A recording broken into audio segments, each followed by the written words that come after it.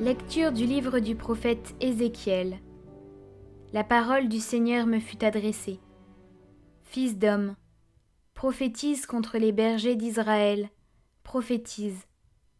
Tu leur diras, ainsi parle le Seigneur Dieu. Quel malheur pour les bergers d'Israël, qui sont bergers pour eux-mêmes. N'est-ce pas pour les brebis qu'ils sont bergers? Vous, au contraire, vous buvez leur lait, vous vous êtes habillés avec leur laine, vous égorgez les brebis grasses, vous n'êtes pas bergers pour le troupeau.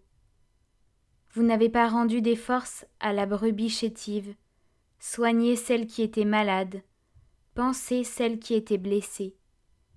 Vous n'avez pas ramené la brebis égarée, cherché celle qui était perdue. Mais vous les avez gouvernées avec violence et dureté.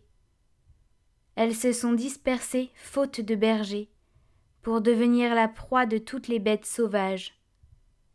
Mon troupeau s'égare sur toutes les montagnes et toutes les collines élevées. Mes brebis sont dispersées dans tout le pays. Personne ne les cherche.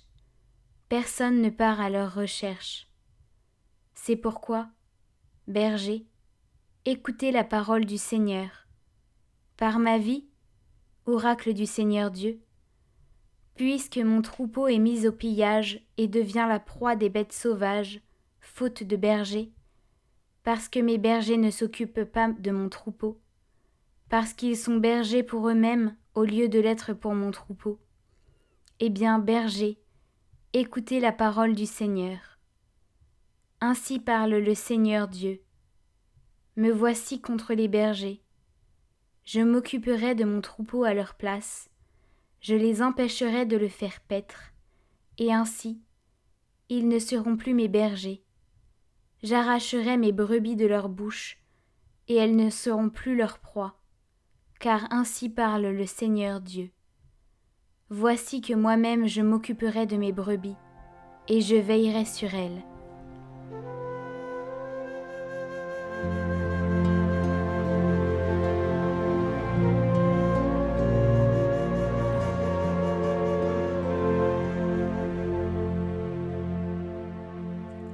Le Seigneur est mon berger, rien ne saurait me manquer. Le Seigneur est mon berger, je ne manque de rien. Sur des prés d'herbes fraîches, il me fait reposer. Il me mène vers les eaux tranquilles et me fait revivre. Il me conduit par le juste chemin, pour l'honneur de son nom. Si je traverse les ravins de la mort, je ne crains aucun mal, car tu es avec moi, ton bâton me guide et me rassure. Tu prépares la table pour moi devant mes ennemis. Tu répands le parfum sur ma tête, ma coupe est débordante. Grâce et bonheur m'accompagnent tous les jours de ma vie. J'habiterai la maison du Seigneur pour la durée de mes jours.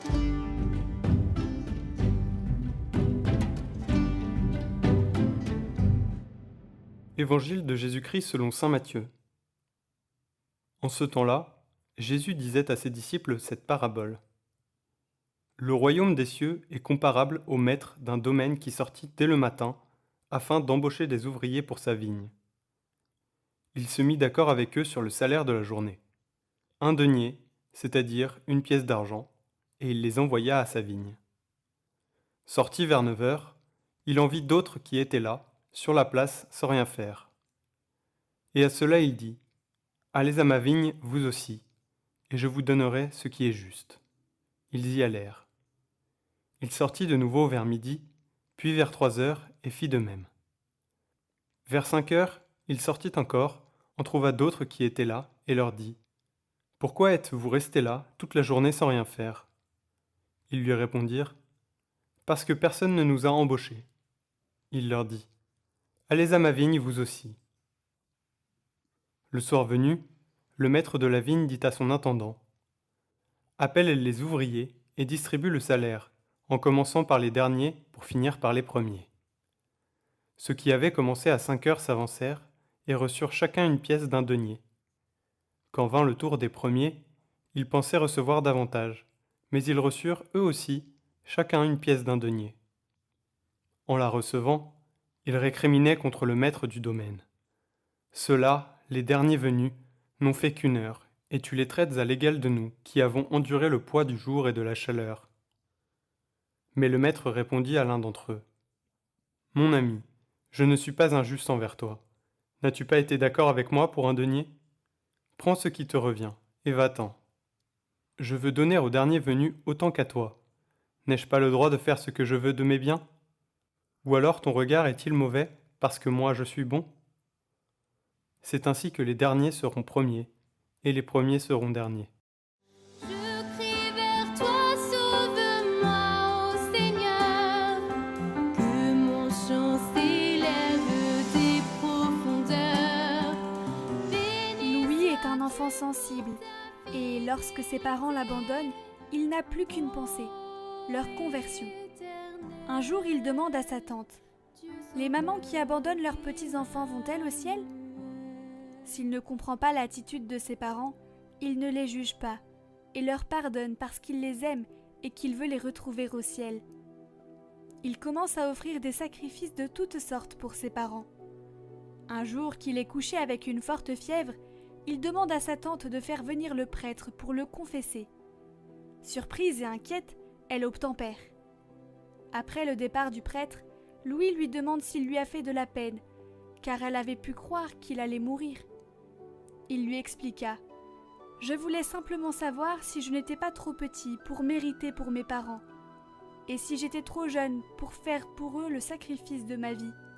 Je voulais avoir la permission, et puis je tenais à être pure pour faire cela. » Dès lors, tout sera pour lui occasion d'offrir à Jésus, pour les pécheurs, pour ses parents. Sa santé se détériore, et il sait qu'il ne se le relèvera pas. Mais il accepte de bon cœur. Il supporte ses accès de fièvre avec patience et douceur, sans se plaindre quand il souffre.